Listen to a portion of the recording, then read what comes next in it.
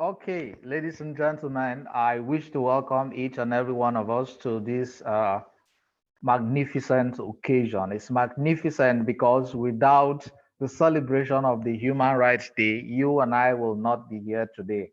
So I'd love to know if I am being heard by everyone who is live in this meeting today. So if you can hear me, I would love to have a response. You could just quickly unmute yourself and say, yes, I can hear you so that we can proceed.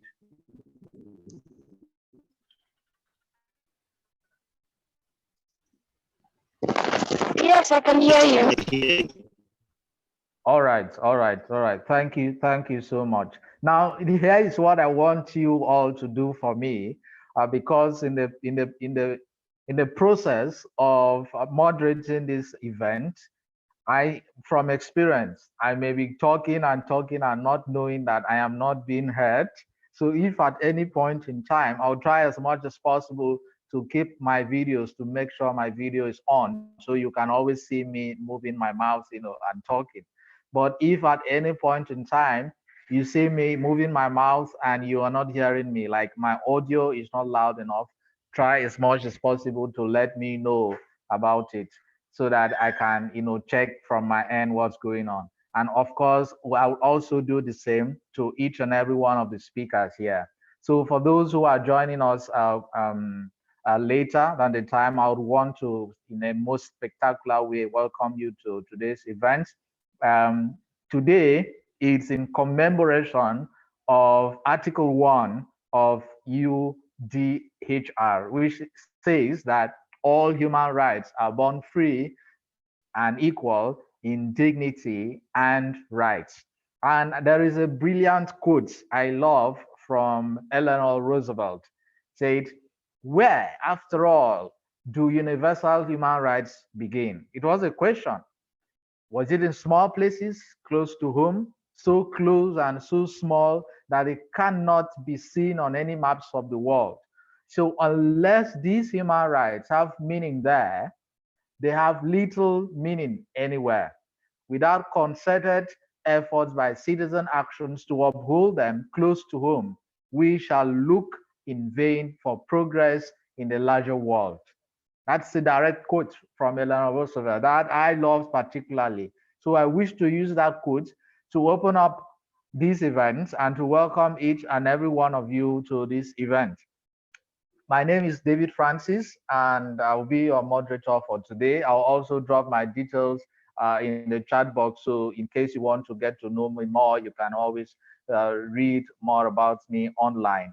So, my job is simple to make sure that the conversations and dialogues and every discussion that is going to be taken right here in this event, in this virtual event today, is not just going to be recorded, but it's going to be presented to the world in such a way that we can, of course, bring human rights closer to ourselves, closer to our homes, closer, like Eleanor Roosevelt said, to our communities. It's not something out there, it's something that we need to bring closer to ourselves. So I want to encourage each and every one of the speakers, in as much as you want to make your presentation brief, smart, tidy, meticulous, and stuff, try to bring your conversations closer to home. Let us nod our heads while we try to listen to you, make those conversations welcoming. So, in the itinerary of today, let me share my screen so you could get to see the itinerary of today.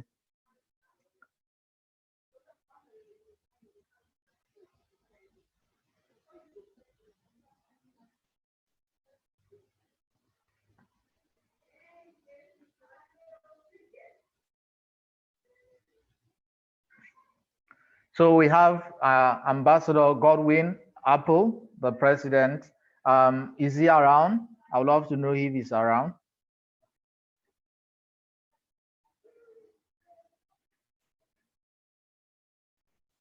Can you hear me? Is Ambassador Godwin around?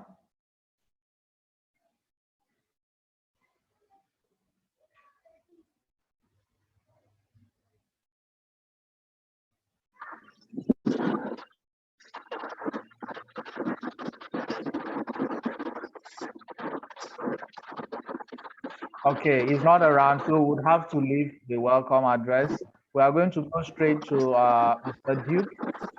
Is Mr. Duke around here? All right, Paola said he's not around yet. So, is Mr. Duke around? I would love to know because so I just go straight to introducing you all to our speakers. So, okay, I'm going to read the National Secretary, Unimke Senval, can take his place. Okay, I just got that message from Mr. Richard. So, Sent, are you around? Are you available?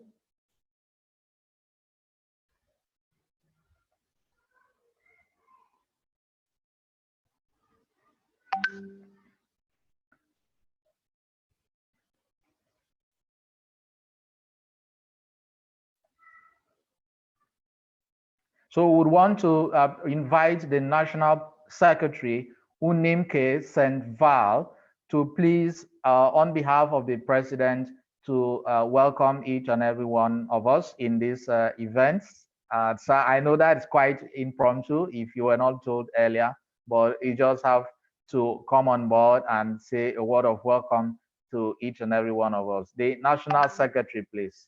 Then just after that, Father Tony will speak before Jennifer and the rest of the speakers.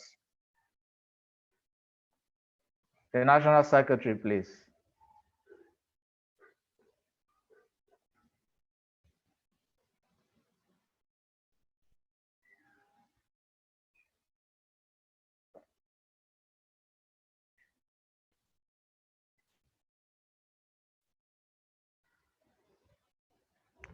Everyone is quiet. I feel like appointing a secretary to let me know whether I am being heard or not. Okay, so we are talking about human rights, and let's see. The National Secretary, I see you are smiling. I want you to say hi to each and every one of us so we can start. Father Tony, you're welcome.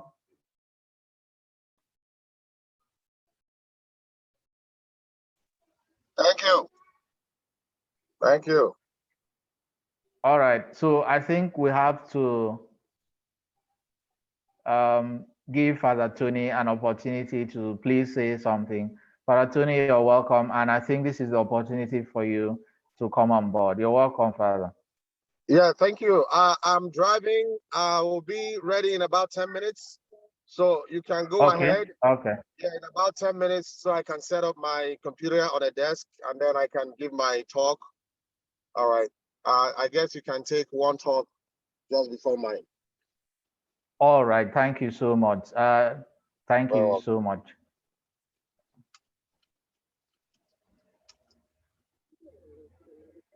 Do we have Duke around? Do we have Chinyere around?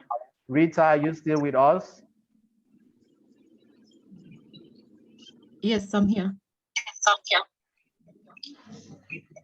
Can I say something? Okay, please. Yeah. Okay. Good evening, everyone. I want to hear from the President and the National Secretary. The President actually dropped the message that Mr. Richard, sorry, your network. Can everyone hear him? I would love to know that. Can everyone hear him?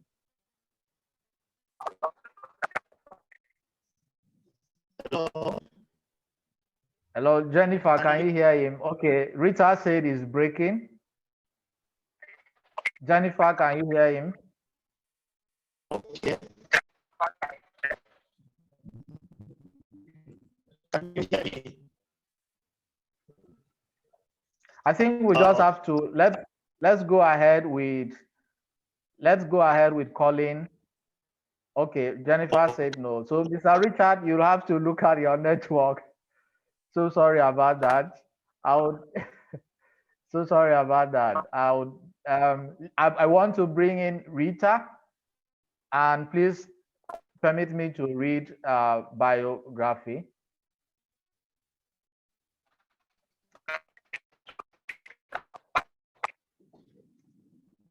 So, Rita, are you there?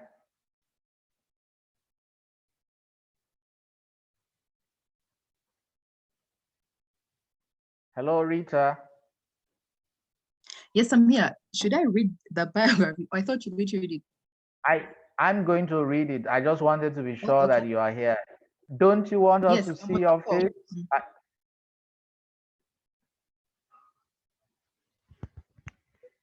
Don't you want us to see your face?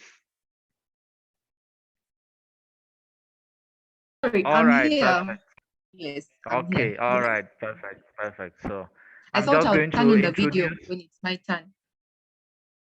Okay. I just wanted people to see who we are getting introduced to. Okay. So Rita i- is an experienced feminist human rights lawyer with over 4 years of experience in both the legal field and project management. She is currently working with Choose Yourself International as the Girl Talk ambassador in Uganda. She's passionate about achieving gender equality and economic empowerment for the women in our community through advocacy and support in enforcement of rights. She has diverse experience working for both civil society and in the private sector. She has previously worked at FIDA Uganda, Adam Smith International, and international consultancy organization Abbas Advocates in Private Practice, Platform for Social Justice, and Center for Missing Children in Kenya, in civil society, and as an intern with the government of Uganda under the Ministry of Justice and Constitutional Affairs. Rita holds a postgraduate diploma in legal practice from Law Development Center and bachelor's degree in law from Makerere University. Rita believes she can use her legal knowledge and experience to create a change in the existing patriarchal norms and mindsets through community outreach and advocacy of human rights and identifying the existing gaps that affect realization of these rights. Rita, I'm so happy to read this I'm so happy to read this amazing profile of yours, and we can't wait to hear you. So it's a pleasure. You're welcome. Okay, thank you. Happy to be here as well.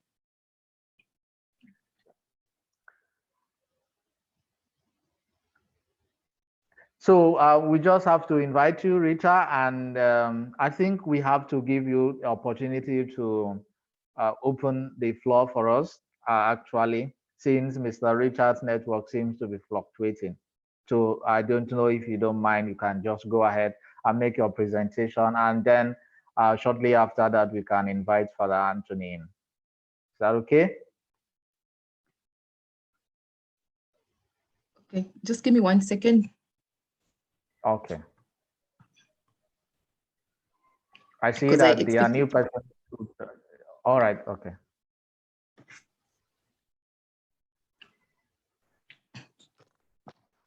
Okay, I'll turn on my video now. I hope I'm audible enough. Yes, you are. Okay, so I was told that it should be not more than 20 minutes. So let me time myself and not exceed the 20 minutes.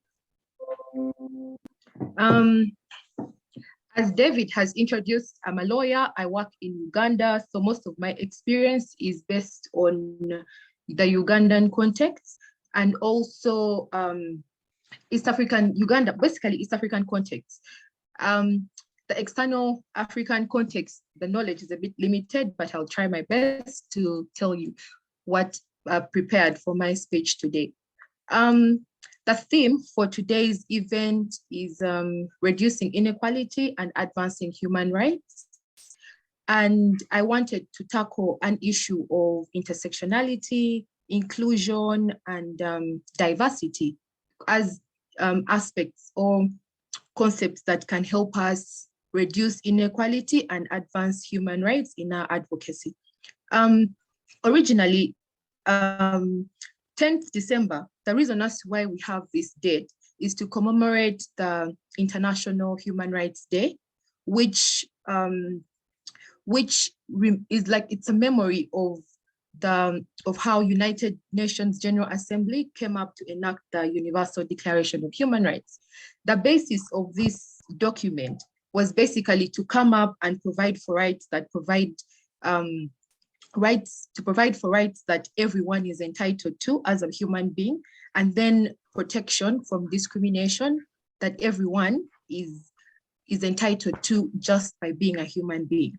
The most important aspects in this whole document is Article 1, which says that all human beings are born free and equal in dignity and rights. I won't be going word for word on what the article states. I'll just be paraphrasing to save time. And then also the second most important is Article 2, which is everyone is entitled to all rights and freedoms set forth in the declaration, and everyone is protected from discrimination. So in protecting every human being from discrimination, we are protected. You cannot discriminate against someone based on race, color, religion, sex, language, political opinion, national or social origin, economic status. So basically, in achieving equality and recognizing everyone's equality, there comes a non-discrimination policy that needs to be adhered to, and we need to observe those policies. So most African countries are UN member states and have also adopted the clauses in the Universal Declaration of Human Rights, and adopted them in our constitutions. For example, in Uganda, we have Chapter 4 that speaks to the different rights that every human being is entitled to. Despite African countries having all these legal frameworks that provide for the rights that each human being is entitled to, we still see that we have not yet reached a level of equality in our societies that is desired. We still see different issues of discrimination that affect many marginalized groups. So it is far from reality and from the evident, and it has been evident in our history, showing cases of rampant discrimination. And these rampant forms of discrimination come in forms of racism, and we can see it, examples of how we have modern slavery happening and trafficking, gender inequality that's rampant in especially African societies, economic discrimination. We see African countries experiencing mass poverty, and the widest example that has affected every action, discrimination and hoarding. So we have a pandemic, but as you can see, vaccines have been hoarded. African countries haven't received vaccinations. We are facing discrimination when it comes to border and immigration laws when accessing many countries in the West. So these are different issues that still come to play despite having laws in the various countries that protect rights, and despite also having international, there are so many that have come up to protect the rights of equality and non-discrimination. So it's always important to address and find solutions for the deep-rooted forms of discrimination that have affected mostly the vulnerable people in our society. And who are the vulnerable people? These are women and girls, indigenous people, immigrants, people of African descent, that's mostly us, LGBTQ community, and persons living with disabilities. So a few ways to be able to address some of these issues is adopting the concept of intersectionality in our advocacy. Intersectionality is basically an analytical framework for understanding how aspects of a person's social and political identities combine to create different modes of discrimination and privilege. So This whole term was coined by a law professor called Kimberly Crenshaw in 1989 to come up and look at the different, basically her concept in theory is that intersectionality is when you acknowledge that everyone has unique experiences of discrimination and oppression. And then when we are advocating for people's rights, we must always consider everything and anything that can marginalize people. So for example, gender is a factor that can have someone marginalized. Race, class, sexual orientation, physical ability, among others. So these issues need to come into play. Can you still hear me? Yes, I can hear you.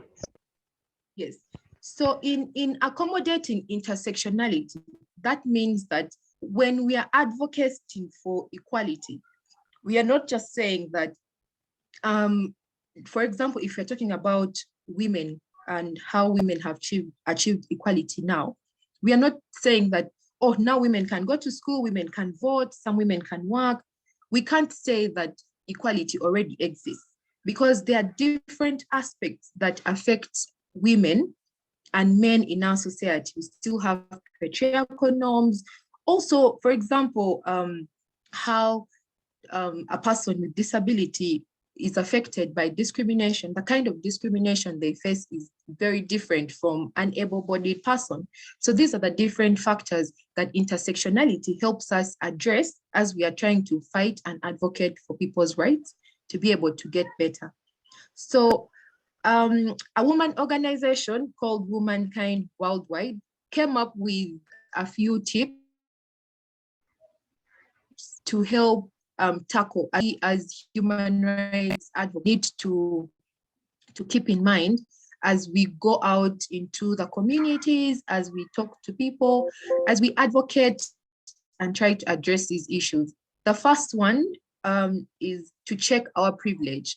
Most times, privilege comes in form of different things: skin color, race, economic status, whether you're able-bodied.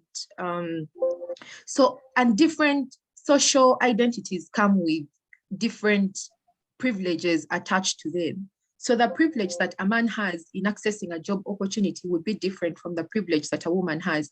A woman has privilege in accessing a job opportunity way better than someone who is disabled.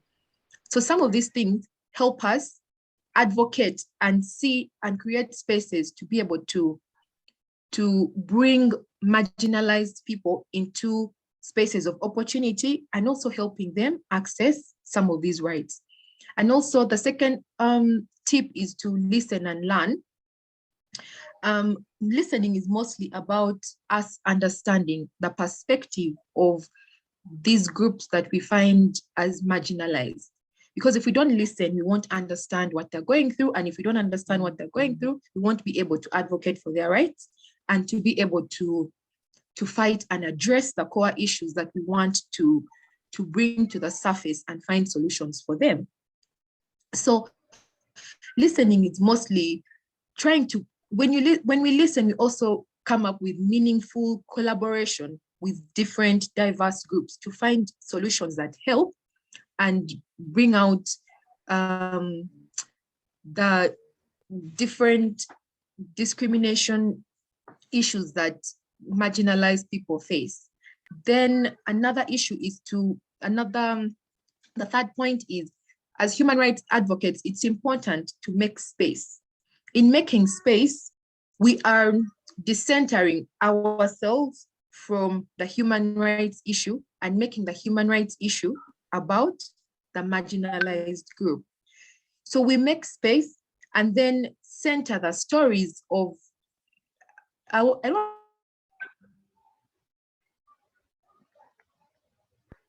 inequality being faced. So in making space, we have to be able to center their stories and actions of the people who have lived the experience of a certain injustice. And then also making space means we avoid to speak. We don't create, when we are creating spaces, we give these the marginalized community a space to speak for themselves and not speak over them. So their experiences are better told by themselves. And then we just help to amplify, create noise, create the spaces. So organizations usually just, our role is to create spaces, educate, and make the communities that we serve be able to put out any injustice that they're facing, sorry.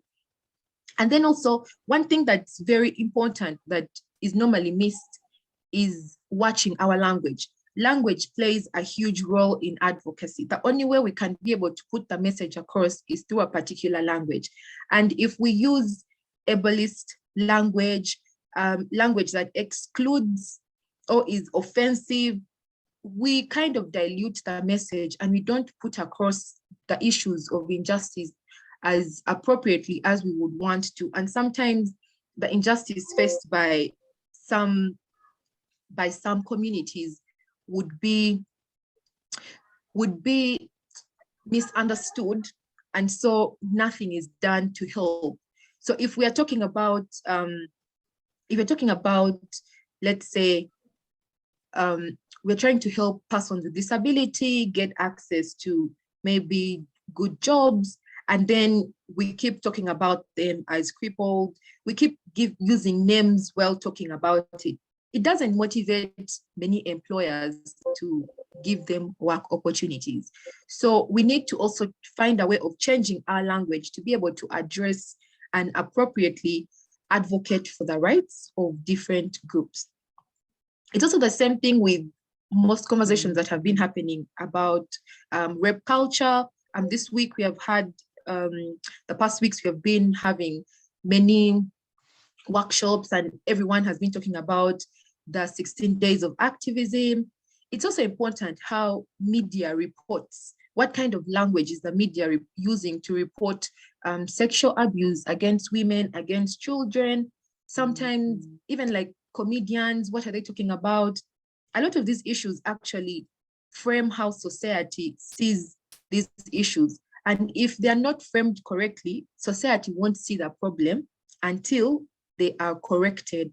And also most of these things is to look at it in a way that we look at it in a way that if we address our language, we'll be able to now also advocate to the community and show the community that the language we are using is not as healthy, it's inappropriate. And then the community will also learn that, oh, when you use such language, especially if it's a rape case and you're trying to make a joke of it, it removes and dilutes the seriousness of the matter. And then you find a way to get the community to understand what exactly the problem is, and now people start taking these issues seriously. So basically, as we become more intersectional and better at understanding the differences that we face, our language also evolves. So we start reflecting our experiences from people in a singular identity. So these are issues these are points that we need to adopt to help us address the various issues affecting rights. We have provisions protecting rights. The right is people knowing about the rights, implementation. That's where we are failing when it comes to, reducing inequalities and advancing human rights. So in conclusion, I just want to say that when we are looking into advancing human rights and then reducing inequality, we need to look at ourselves first, because advocacy begins with us as individuals, and then the organizations we work for, that we represent, and how we can use different methods to put across our message to be able to achieve the goal of advancing human rights.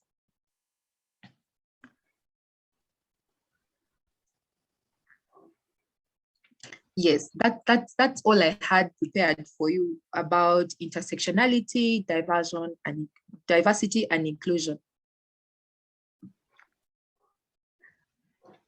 All right, Rita, thank you so much. So please, you see, I'm actually giving you a round of applause, and I'd love everyone else to join me in giving you a round of applause. How do you pronounce your Thank first you. name? Tell me, how do you pronounce Iwelo. your first? Awelo. Okay. Iwelo. My surname is Iwelo. Yes, Iwelo. It's a name Okay. from northern Uganda. Okay. It's a pleasure to have someone from Uganda talking about something that we all here are really, really passionate about, human rights. And just before I bring in Jennifer, who is going to make a presentation, I would love to remind each and every one of us how Thank you. Rita's Thank you presentation for giving me. went. Mhm. Okay, okay. I would love to just go through briefly how Rita's presentation went. The first thing is that she was able to acknowledge the celebration of today's events, which is the World Human Rights Day, every 10th of every 10th of December, every 10th of December. And I remember many years ago, the 10th of December was also one of those very first opportunities I had as a student to actually speak in the presence of police officers here in northern Nigeria at the time. So I always have this day to be really, really sticking to my mind. And Rita went ahead to talk about the factors that of which intersectionality can help us address some of the problems we face from gender, race, racism, discrimination, and so on and so forth. Like Rita, each and every one of us knows really that the problem of human rights abuses and it's actually not that there are no many laws, not that there are no many laws and policies, but the problem has been the failure to implement. And that is what Rita spent some time to talk to us about. And then she made some recommendations. She made some incredible recommendations. And those recommendations was that we need to begin to make spaces for people who are from discriminated societies, groups that are marginalized. And one of such ways to make such spaces is to actually open places to uh, expose people who have passed through these challenges this by creating their own stories and becoming actions for people who truly have suffered from this discrimination and marginalization. There is a need, she says, that we have to learn how to speak not over these people, but actually to speak with them. I think I was able to just give a brief summary of what Rita was able to tell us today. So I see, please, I would like to beg your pardon. Let's bring in Father Tony since he has mass by 7:30 or sorry 5:30. He said 5:30 p.m. So just after Father Tony, we are going to have Jennifer uh, be with us. So, who is Father Tony? Father Present. Tony, you're welcome. Thank Father you. Tony, Father Tony Azuwike, or Father Dr. Anthony Azuwike, is a barrister and doctor of law. He coordinated the efforts towards the establishment of the recently established Faculty of Law at Veritas University, Abuja, where he is currently the head of Department of Private and Property Law. In fact, I can't wait to hear from you, Father. I mean, a priest, the first we can talk about canon law, but to hear of private and property law, and he's right here with us, I think that is really mind blowing, guys. That's mind blowing. And from the brief profile, we can see that he has a lot of experience. He has the wherewithal, he has the grit, he knows what it is to actually fight for human rights, and he's actually at it. A doctor of law, come on. I think we should just drop everything you are doing. Let's listen to this man. So you're welcome, Uh, Father. Thank you. Thank you very much, moderator. First, let me begin by thanking the Human Rights Watch Foundation for inviting me to speak at this year's Human Rights Day event, and the first of its kind virtually. It's actually my great pleasure to be here. I say good evening to all who are logged on, and especially where I want to recognize, though in absentia, Ambassador Godwin Agim, the President and Chief Host, as well as Dr. Zainab Suleiman, Vice President, and Onamike St. Val, who's National Secretary, and my very dear friend Richard Ugbe of Veritas University, my own Veritas University, who is also the National Coordinator. And all other officials present, speakers and participants at this online meeting, I greet all of you. I want to, first of all, disabuse your minds, having listened to that very loud introduction by the moderator. Yes, I am a doctor of law and a lecturer of law, but I have decided to step away from the nitty gritty of the legal to bring it down to earth. And so I've chosen the topic for my very brief remark, I would say this evening, as the youth, as agents of change. I've been working with the youth. In fact, I'm just coming from a hospital visitation of a sick person just before I logged onto this program. And behold, as I was walking into the hospital, somebody screamed, "Father!" And guess who that was? That's one of the little kids that I taught when they were in secondary school. I was a secondary school chaplain, and she's a doctor in that hospital today, just about maybe 28, 29 years old or slightly younger. So I have dedicated a lot of my life to young people. So I know how they breathe. I know what they feel. And, becoming a priest myself at a very young age of 25. So I hung around a lot of them quite often. And now I'm also in the law faculty where the average age is even like 17 years old. There's one as young as 15. We can talk about that another day because I'm not a fan of Interesting. 15-year-olds in a university. Yes, and a few are 22. So I put the average about 17. So that's perhaps what really drags my attention toward the youth, because I've been very much around them. I've been involved in their lives. I've been a mentor to them, and of course, a priest to them. So today in our country, to begin by way of introduction, the condition of human rights or people's rights has never been this dire. And human rights is at its lowest ebb, especially the rights of the youth. This is because it is fundamentally the duty of government to protect the rights of citizens, whether young or old. Organizations, the rights of organizations and the rights of government itself. And a situation where government only looks out for itself, or where only the rights of a few citizens who qualify as a high and mighty or the elites are protected, where the youth are treated as if they do not exist or have no right, is simply symptomatic of a sick and weak state. And unfortunately, that's where we find ourselves today as citizens of this once great nation. What is youth and who are the youth? Youth is generally considered the period between childhood and adult age. This is the early period of existence, growth, or development.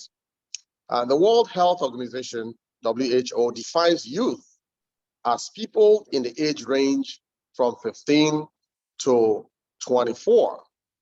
The African Youth Charter recognizes youth as people between the ages of 15 to 35. That's like 11-year gap from World Health Organization. And don't be surprised because I think perhaps more Africans love to identify as youth, even when they are almost past the age, but it's what it is when it comes to that. This age group called the youth is mostly characterized by spontaneity. They're very spontaneous, and they are also very adventurous.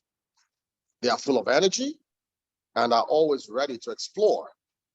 And for most people, parties and technology take the majority of place amongst members of this age bracket that we refer to as the youth.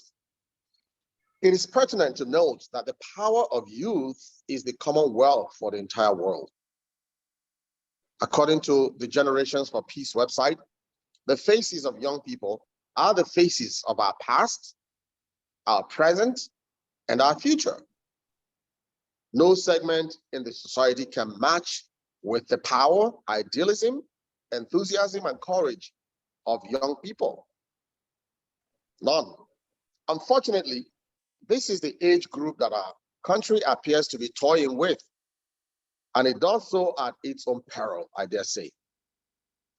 Whereas in most parts of the developed world, the youth enjoy life, and there is hardly any space for worries and sadness in their life.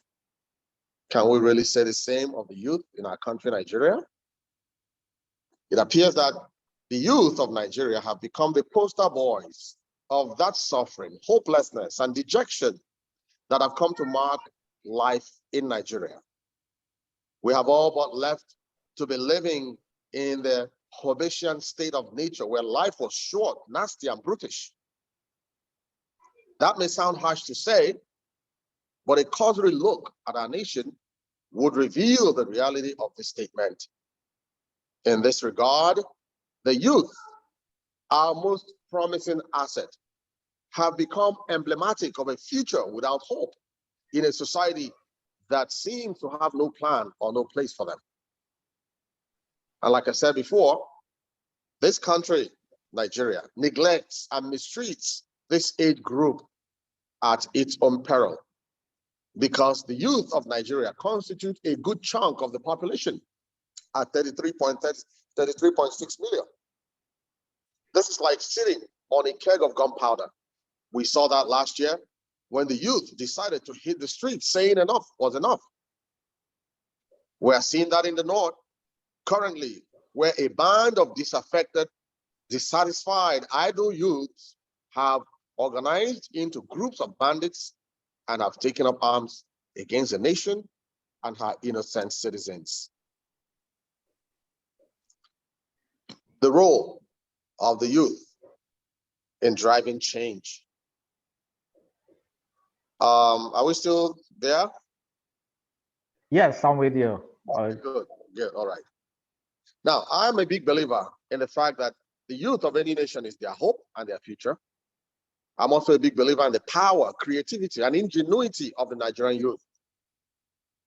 The youth plays a great role in nation building. It has the power to help a country develop and move towards progress. It is also responsible for bringing social reform, the youth. A nation's workforce can only look to the younger generation to replenish itself as people age, resign, retire, and leave the workforce. Before now, the nation's youth have been described as lazy Nigerian youth, as they were once referred to by Nigeria's chief executive. But if there is nothing we learned from the aborted EndSARS protests, it is the fact that Nigerian youth are creative, they are enterprising, they are knowledgeable, they are strong, they are resilient, they are tech savvy, and have an incredible power of organization. They are capable of being organized far beyond the expectation of naysayers. At the EndSARS protests, Nigerian youth showed a power that has been taken for granted for too long. For once, to the chagrin of the political elite in our nation, and in the full view of global cameras, they made the statement loud and clear that given the opportunity, they can lead the nation, they can indeed be leaders, as against those who view them as liabilities they don't know what to do with. And to the surprise of those who view them as liabilities, The youth made a statement that they can indeed be an asset if their power and potentials are properly harnessed. In 2020, Nigerian youth showed that what they lack most is opportunity. And given the opportunities they need, they are capable of incredible order and an unmatched creative genius. Overseas and around the world, Nigerian youth have continued to break barriers and continue to open up new frontiers in education, entertainment, science, technology, and other fields of the human endeavor. They have shown incredible ability to be leaders in any department of life they set their minds to. Unfortunately, this is the age bracket we are losing in droves to the rest of the world, including destinations that are not worthy of us. I say worthy of us because, yes, indeed, certain destinations are not worthy of our strong and resilient and intelligent Nigerian youth. A visit to any country's embassy around town, I'm speaking specifically here in Abuja, will likely send shock waves through the spines of any good-spirited Nigerian. I do not want to say patriotic Nigerian because patriotism is a word that has lost its zest for Nigerians. Our young people, rather than proudly and enthusiastically remaining in a country they call their own and drive its growth and development, are besieging embassies, begging to go to other countries. Some of them may likely end up as hewers of wood and fetchers of water in those countries, but they don't care, they just want to leave.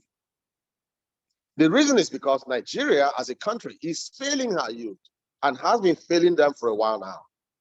The same people who themselves as youths benefited most from the country's wealth via scholarships and other opportunities, including study abroad opportunities and privileges, are the same people who returned and have systematically crippled our educational system, milked our commonwealth dry, driven the nation into social and political stupor, triggering the cold wave of hopelessness, especially amongst our youth. So what can we do to keep our teeming youth at home? We must educate them. We must educate our youth. We must educate them and grant them opportunities for further development. It is clear that despite the large number of tertiary institutions in the country, our schools are not enough to accommodate and to educate our teeming youth. Schools are overcrowded, while students literally have to scramble for very limited resources, ranging from bed spaces, bathroom spaces, lecture rooms, lecture desks, limited library books, to cafeteria and feeding spaces. This situation has both compromised educational standards and also made education a lucrative area of business for those who are able to establish one. Thus, investing further in educational facilities can be safely described as a national emergency. And why am I emphasizing on education? Because when someone is educated, they know their rights, they can defend their rights, they are courageous, they are confident, and they are able to even advance human rights. Upgrading and expanding our educational institutions and facilities would not only rebuild trust in our educational system, but also expand opportunities for the youth, making them employable both nationally and globally. I have heard it being said in gatherings of this nature that many of our Nigerian graduates are unemployable. That, in fact, goes to show the level of, the low level of education that these people have received from our educational institutions. So there is need to upgrade and expand. We must provide the enabling environment for the youth to thrive through provision of electricity, water, business premises, and so on. And I say water and electricity because, for instance, if you are a barber and you have to buy expensive petrol and it's going to be even more expensive, we're thinking next year, then you will not be able to run a business, even to be a barber. Why do I say water? Everybody needs water for everything. Why do I say business premises? Because you don't expect a young man straight out of school or with very little education to own a business premises built by himself. For instance, here in Abuja, the kind of barbing salons I'm talking about are housed within all these street malls, as they call them overseas. You know, some of them huge malls. Those ones are not to be provided by the young people. The government and business entrepreneurs are the ones who provide those. And then let these young people have access to them at affordable rates. That's how other responsible governments behave. You give them startup money sometimes, some other times they get loans at very low rates and so on and so forth.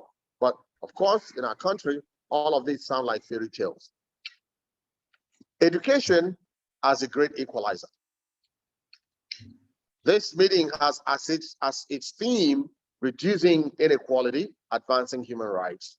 So it must be said that the gap between the rich and the poor, the haves and the have-nots, is often education. In other parts of the world, education is a great equalizer.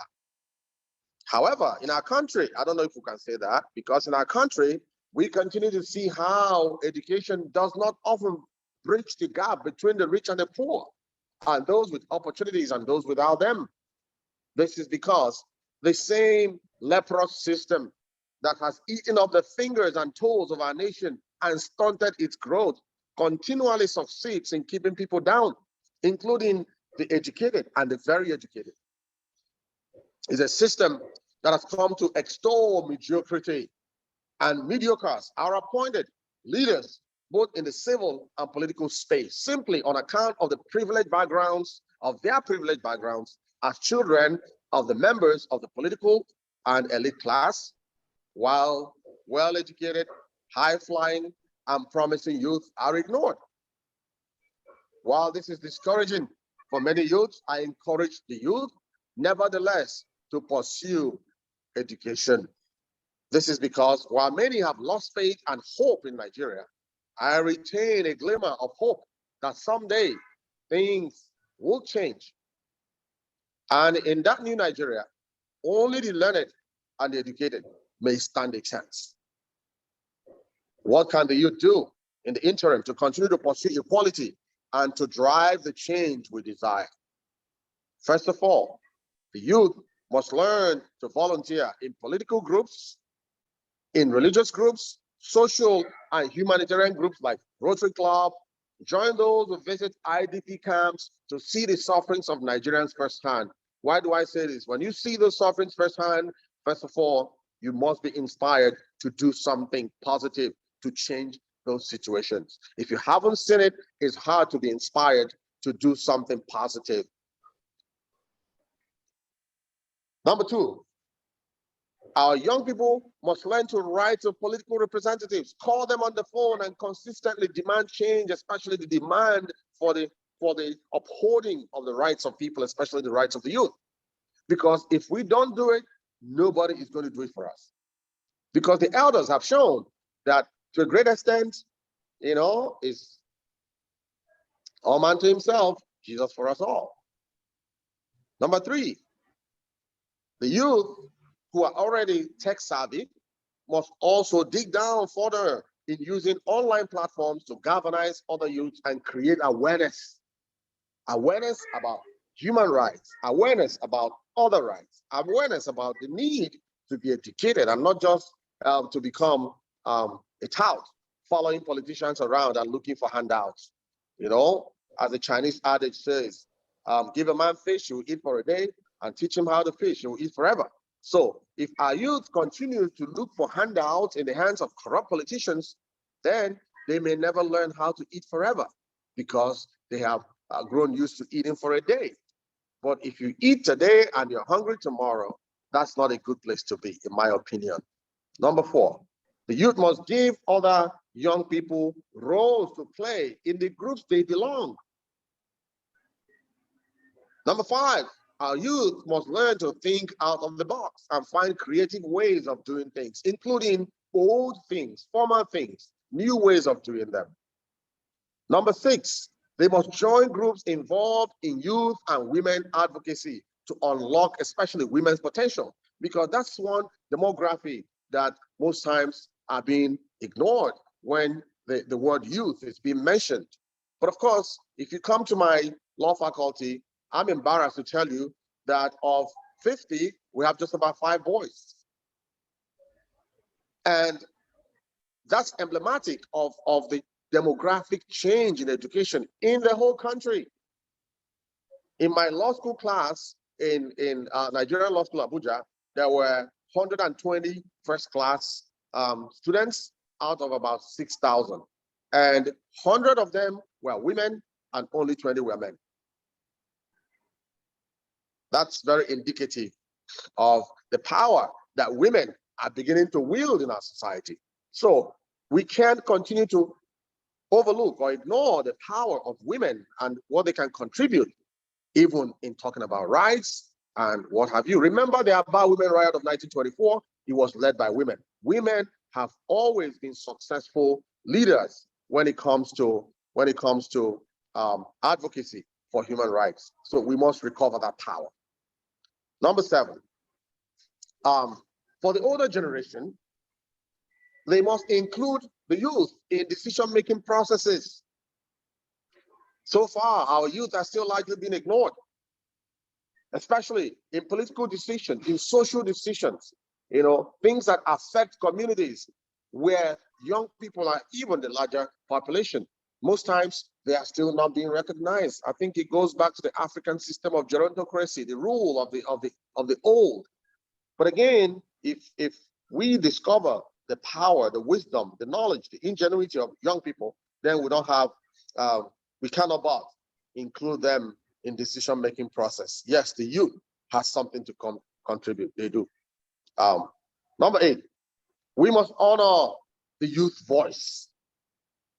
The youth voice must be listened to, and their demands met, and their recommendations implemented. Number 9, we must understand and implement their honest opinions and ideas. And number 10, and lastly, be willing to share. I'm talking about the adult people, must be willing to share their adult power and privilege in order to make the community a better place for both young people and adults. Thank you very much, and God bless you for listening. All right, thank you so much, Father. A round of applause to Reverend Father Dr. Anthony. Thank you so much. And one of the amazing things of listening to him is that I understand that, well, it's Father's face. Father, is your face disappearing, or you just want to go off? So we just want to just go back to the conversation, and I love the fact that you were able to cascade the knowledge down to the barest. You've talked to the young people here and the ones that are going to listen to this video recording much after. You've also touched and made some key recommendations which must have to be looked into. I remember back in the day, while I was schooling up there in the north, we had an event where a lot of politicians would come to our schools to talk to us students. I remember some of us were working with the magazine then. We went to meet this particular politician.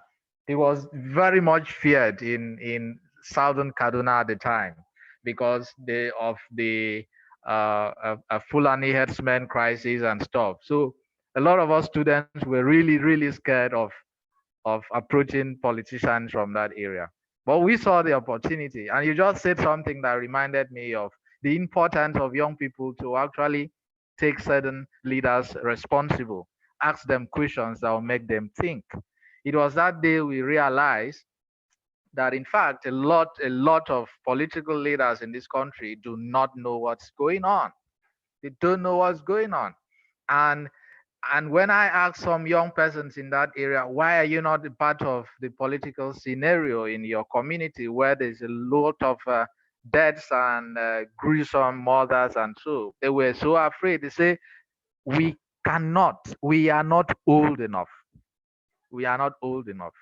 So I think when we begin to, as a cleric in your law faculty, in conversations you have with those young lawyers or upcoming lawyers, to tell them the importance of continually being in the forefront of demanding accountability from these guys, politicians, leaders, and co. And I think that there will come a time where when people are elected into political offices or in whatever office, they would really look into these recommendations that you've made.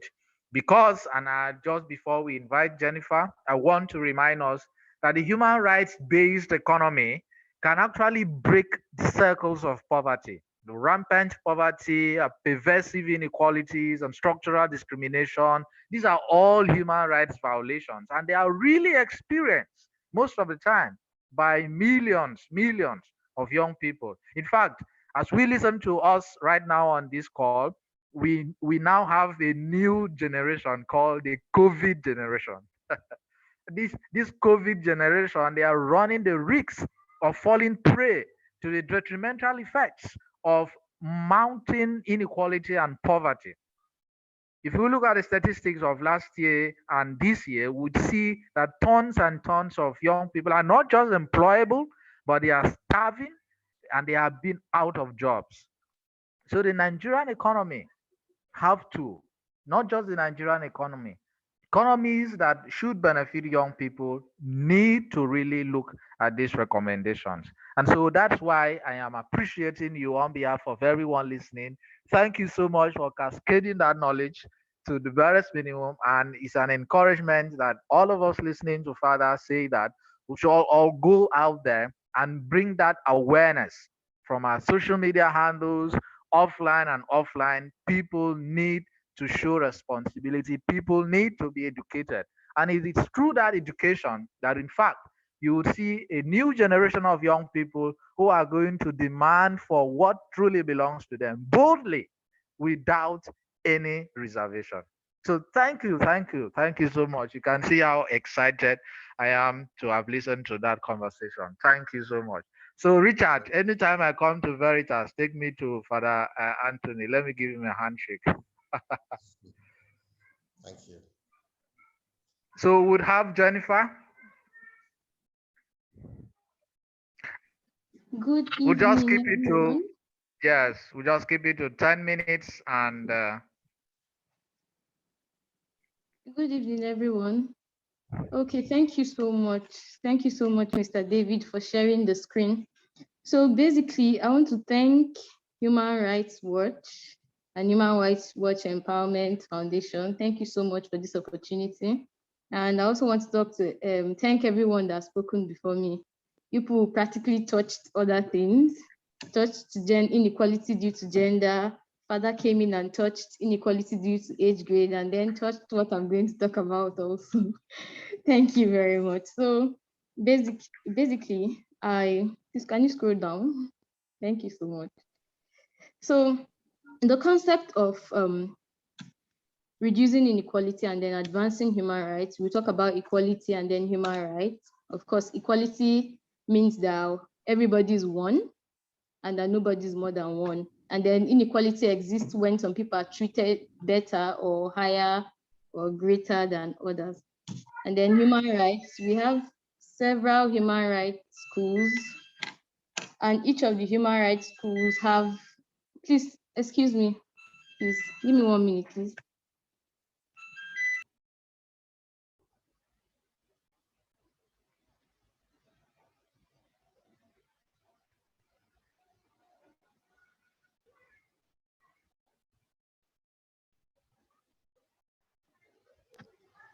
Sorry, I'm very sorry, I had to settle that.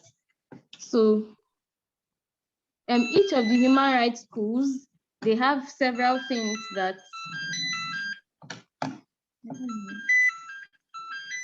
I'm very sorry. Please tell that person you have the right to make your presentation. Huh? Hello? No, I didn't. I think it's Sunny. I'm very sorry. I'm still at work, so I'm very, very sorry. Okay. So we have different schools and different concepts of human rights. And then each of them have their different, we have the naturalists. For the naturalists, they believe that human rights is inbuilt or embedded in a person. Oh, I'm still up. They believe that human rights is embedded in a person by virtue of being human. For the deliberate school, they believe that human rights are the rights that everybody come together to agree upon, like all ENDHR, every other right. Then protest school believe that human rights are the rights that you fight for. Discuss school, if you don't discuss about it, they are not right. But whatever school you believe, whatever school you stand for, what is certain is that everybody believes that human rights should be universal. Basically, that everybody should have these rights. So you can scroll down. I'm very sorry I'm not the one doing this, so it might be.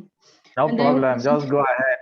okay, I'm going to talk about one factor. Thankfully, we've talked about inequality due to gender. We've talked about inequality due to age grade, focusing on inequality as a result of being a youth. So I'm going to talk on inequality due to poverty. And then we have several kinds of poverty. We have poverty as a result of having no money. We have poverty as a result of your capacity, like being your well-being. Basically, what can you afford that would help your well-being capacity? We have inequality due to social exclusion, that is your participation in the events that happen in the society. But the truth is that once you're poor based on income poverty, you really cannot do any other thing. Like in this our society, if you don't have the money, you really can't, you don't have the well-being to take care of yourself. When you're not the big man, there are certain things you cannot really participate in. So realize that even things like voting, people in the rural areas, they really don't have any, how would I put it? If they really participate, then they don't know what they're participating in. They just know that they were paid to do something. Like they don't have the right mindset to make their own decisions. So I'm going to talk about poverty and how poverty increases inequality and reduces human rights. There's something else I have to point, like human rights and equality, they go hand in hand. Human rights reduces inequality, pardon me. If you increase human rights, you reduce inequality. If you reduce inequality, you increase human rights. I don't know if you understand. There's a circle, it flows. So increasing human rights reduces inequality. Reducing inequality increases human rights. So they go vice versa. So in this part of the world, you can see that the middle class and the rich, they have more access to their human rights than the poor. And I'm not coming from the naturalist school alone. I'm coming from economic and social rights and political rights. I'm not coming from just embedded in a person. But we realize that if your economic, social, cultural, political rights, if they're not really functional, you cannot enjoy your fundamental, or let's say natural rights. Like if I don't have access to healthcare, how do I live a very good life per se? If I don't know that I have this right, if I've not been taught that I have this right, how do I even exercise my right to life? I hope you understand where I'm coming from. So in this part of the world, we realize that the middle class and the rich, they understand, they know they have this right, they can exercise this right. But then the poor, they don't even know that they have this right. And it's a circle. It's a circle of exclusion. It's a cycle rather, of discrimination. So everything just goes round and round. Then their children come up, they are born into the inequality cycle, and then it goes round and round. And then those who are impoverished and are unable to invoke their rights ultimately continue to suffer at the hand of unequal access to empowerment and opportunity. And Father has talked about a lot of things concerning this. He also talked about poverty, the bridge between the poor and the rich, and how it keeps widening. So you can go to the next slide. Okay, so to the main thing, the solution to reduce this inequality and enhance human rights. As I've earlier pointed out, increasing human rights reduces inequality, and then reducing inequality increases human rights. So the first thing I noted was the enforcement of the economic, social, and cultural rights contained in Chapter 2 of the Constitution of the Federal Republic of Nigeria. I'm sorry, I'm talking just based on Nigeria, but most African countries, their economic, social, and cultural rights have not actually been enforced. They are not enforceable. They are just contained, but they are not enforceable. So I think this can apply. And one thing I realized, like why economic, social, and cultural rights are not really enforceable in most African countries is because unlike other rights, hello, can you hear me? I'm with you. We are with you. We are with you. Fire on. So unlike other rights that are on the people, like the right to life, no one should take the right to life of another person.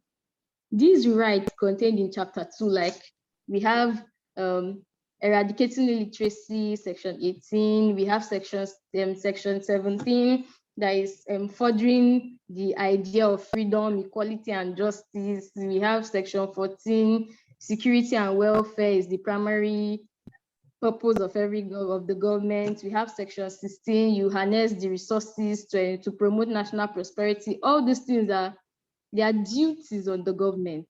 They are not on the people, basically. They are duties on the government. They are for the government to perform.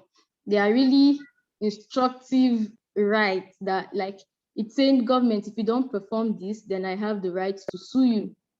Then I have the right to question why you're not doing this. Then anybody, whether you're poor, whether you're rich, whether you're not, anybody at all can go to court and then challenge the not provision of this right or not providing this right.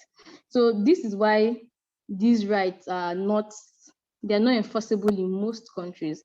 And if we are being sincere, the people that enforce this right are the people that would have to perform this right. So we are actually telling them, you'll be the person to do it, and then make it enforceable so that I can sue you. I don't know if you get my picture, but we're practically telling them to put themselves in the line, like we are telling the legislature, make this law such that if it is not carried out, we can sue the government that you represent. So it seems like a very delicate, they wouldn't want to put themselves on the line. So how do we do this? Reverend has said, don't be shy. Write to your representative, sign petitions, talk about these things, like the way we are doing it now. We created spaces, talk about it, petition those people, write to international organizations. Just keep writing, just keep doing something. It doesn't seem like it's so much right now, but then you keep doing it. You keep one person right, another person right. Everybody keeps questioning. Everybody keeps holding their leaders accountable. Definitely, it's block upon block, and then something is going to happen. But if you don't do anything at all, like if you don't say this should be enforced, then inequality continues. Then the person that is poor, that does not have access to education, cannot sue for it. The person that does not have access to education just doesn't know that he even has the right. It just stays there. Nobody's doing anything concerning the economy. The economy keeps going bad. Nobody's doing anything about social welfare. Everything just keeps, like, nobody is being held accountable. So if this doesn't happen, the divide between the rich and the poor keeps expanding. Human rights keep deteriorating. And then the second one I put was strengthening our pro bono legal services, like the Legal Aid Council of Nigeria. I worked with the Legal Aid Council of Nigeria for 1 year as a lawyer. So, and then I worked in the north, in Bauchi, and they had just one lawyer for the whole state of Bauchi state. Like, Bauchi is not one of the top states in terms of anything, top producing, top, and then you know that more than 50%, if I'm not being mistaken, of these people are in poverty. Most of these people cannot afford legal services. Most of these people cannot fight for their rights because they don't have a lawyer. And then they have just one lawyer in the whole Legal Aid Council of Nigeria. It doesn't it just widens poverty. It just widens the inequality between the haves and the haves not. And it just breaks our human rights, like our journey to attaining human rights for everybody. So I feel strengthening these things, you have to put an in incentive, like you have to put something that will make me want to work in the Legal Aid Council of Nigeria. Increase salaries for these people, pay them well, like educate the grassroots people to know that if your right has been encroached upon, you can go to court. If you don't have money, you have people that can advise you, you have people that can stand for you, you have people that can do anything legally. The more we reduce this inequality due to poverty, the more we push human rights. The more we push human rights, the more the gap in inequality keeps reducing. Thank you very much.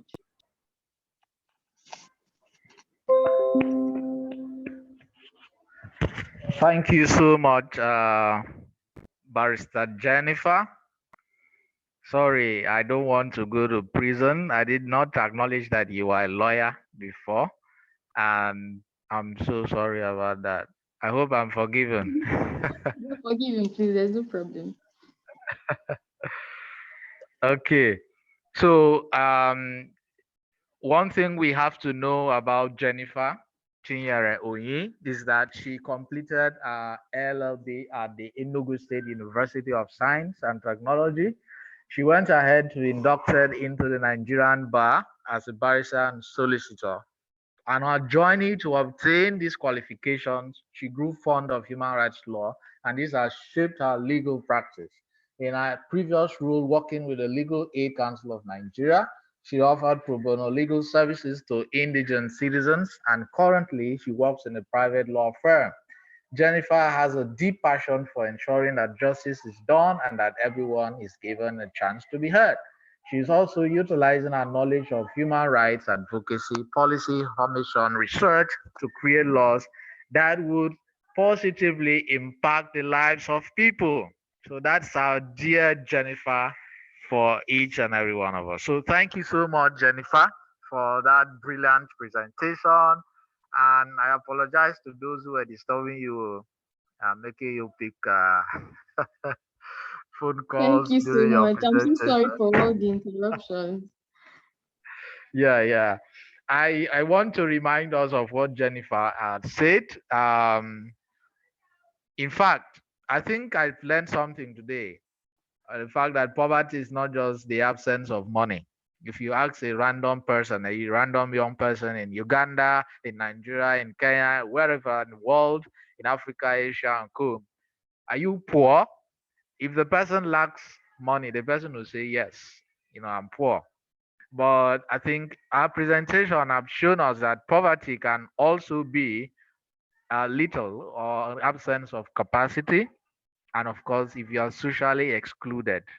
So you talked about Bauchi, right? Is it Bauchi or Medugri? Bauchi. Okay. So you mentioned Bauchi, but if we have also visited some parts of the Niger Delta, especially the riverine communities, and if you have visited some migrant communities, you would see the level of poverty. There is a sharp contrast between the oil industries on the other part of the world facing poor communities on the other part of the same area. And these are people who are socially excluded. They don't have access to healthcare, they don't have access to good drinking water, and so on and so forth. So you see that your conversation with us today is a direct connection to the concerns Father raised before, and even a better concerns Rita raised earlier. Because if the government really have particular attention paid to infrastructural services, to salary structures, to education, to empowerment, to things that will help people to really stand. We will not be talking and arguing whether lawyers who are doing pro bono services are paid better or not. In fact, people would even volunteer to go to those places because there is security, the human rights are being respected and protected, the services of lawyers or legal practitioners in Nigeria are respected and cool. How do you offer a lawyer 10,000 naira? I used to think it was a joke until I met some of my friends. How dare you offer people who spend years in learning to understand how to protect people, how to make them and expose them to educational services like that? How dare you pay them such pittance? So we need to look at how the government responds to human rights abuses, and most importantly, how the government responds to people who are there to make this work. So I could go on and on. I love your recommendations, and I would love to really thank you for making this presentation. Please, thank you so much. As we call in the next speaker, those who have questions, please, you can drop them in the chat box. So, Jennifer, thank you so much.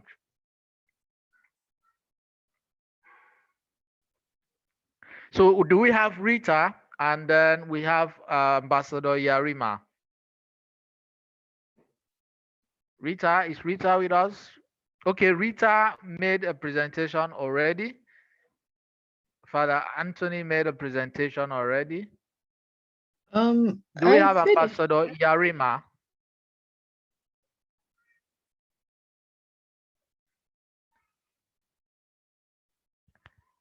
Mr. Richard, can you confirm if other speakers are here? And if there's no speaker, I would open the door for questions and questions. I think Ambassador Yerima is here. Okay.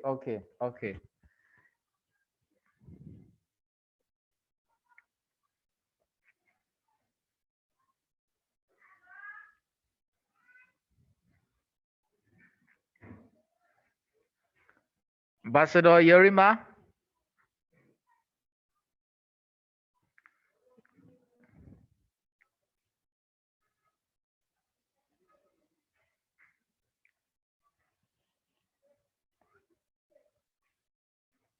If he can unmute himself and just come up, Ambassador Yerima.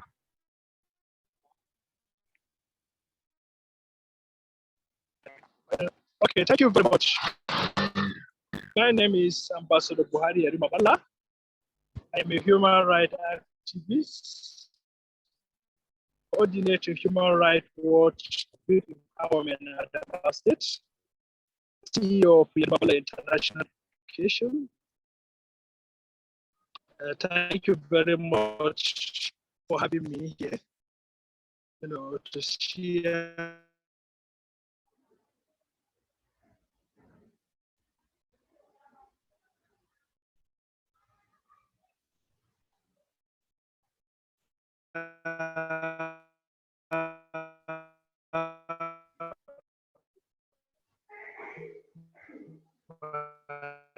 experience from the 1999 Constitution of the Federal Republic of Nigeria and Universal Declaration of Human Rights of 1948 under Section 25, Universal Declaration of Human Rights of 1948. Number one, these rights are very, very important. Right to life, number one. Right to peace. Number two. Number three, right to assume. Number four, right to security. Number five, right to fair hearing. Number six, right to legal aid. Number seven, right to personal liberty. Number eight, right to self-determination. Number nine, right to equality under the law. Number 10, right to appeal decision of courts. Number rights to physical and mental health. Number 12, rights to dignity of human person. Number 10, right to freedom from discrimination. Number 14, rights to equal protection under the laws. Number 15, rights to freedom of expression and defense. Number 16, right to benefit from scientific advancement. Number 17, rights to acquire and own immovable property. Number 18, right to make question. Number 19, rights to vote. Number 20, right to compensation of acquisition of property. Number 21, right to work. Number 22, right to health. Number 23, right to privacy. Number 24, right to education. Number 25, right to security. Number 26, right to act. Number 27, right to adequate housing. Number 28, right to administration.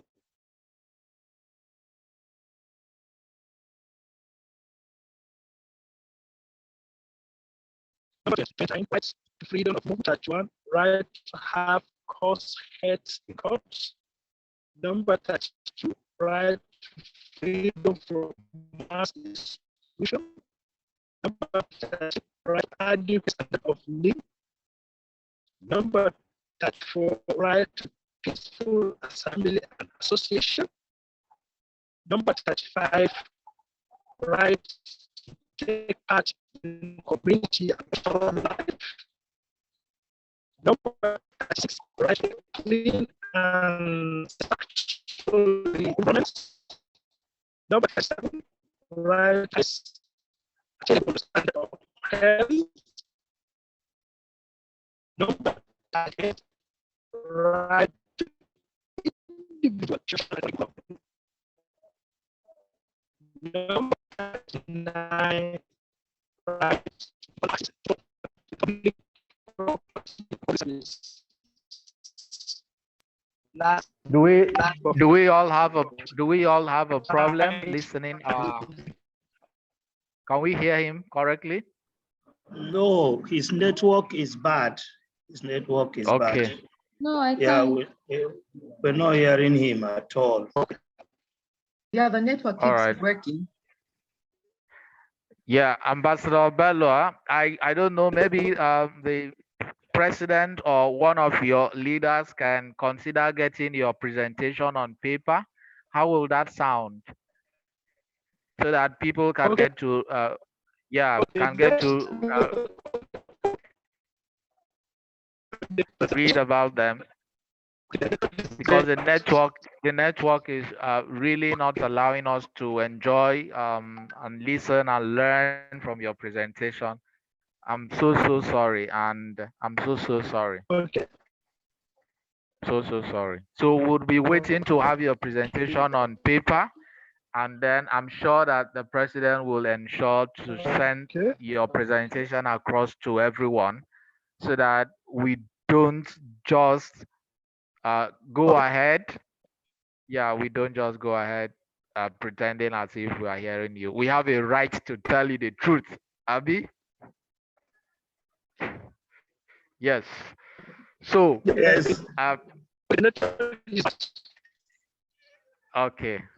So please, guys, I would suggest we just send him a well done message on the chat box. So, you could drop just a well done message on the chat box. Ambassador, you could check messages for you in the chat box. So thank you so much. We are gradually rounding up, and I would I would I would love to. how's everything? Opposite to CPM people. that topic.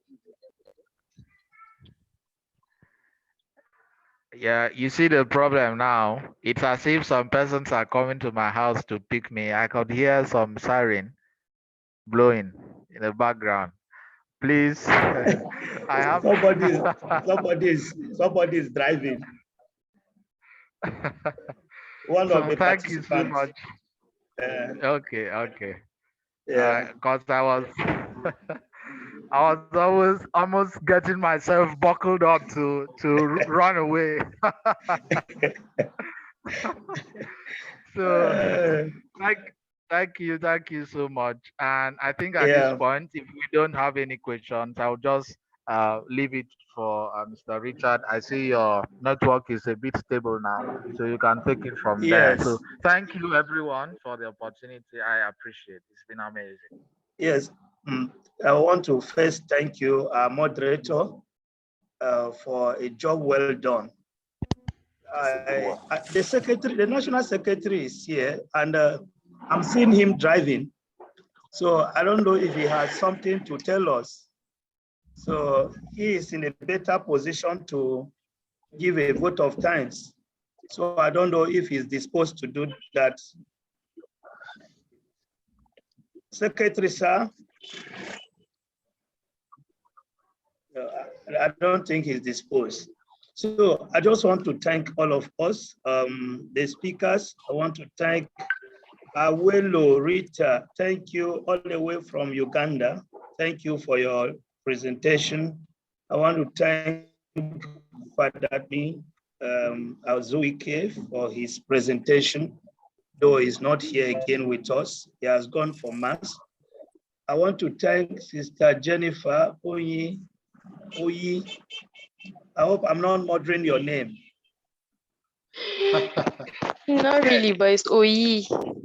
Oyi, okay. Thank you, Jennifer, for coming up here to talk to us. Though the notice was very short, but you responded to it. So we are grateful. And we hope that we'll be doing this from time to time. This partnership will continue. So thank you, our moderator. Like I said, you are wonderful. You are excellent. You've done an excellent work. And I count on you that you are going to do more for us. Like I said at the beginning, I was trying to explain why the president is not here. The president just got an invitation. The president is not in the country. He's an ambassador to Finland. So he's not in the country, and I think he's engaged somewhere at Finland. So he said he will not be with us and that we should pardon him. So, and I can see my secretary is just coming back from work probably and he's driving. So I'm just doing this on their behalf. I was not supposed to say anything here. I was just supposed to be the host of the meeting. So thank you and thank you and thank you. Thank you. President, I don't know if you have something to say. The floor is yours, sir. Okay.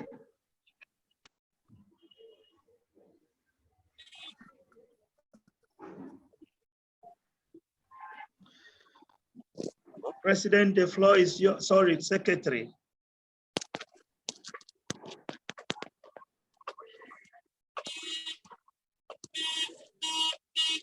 Hello.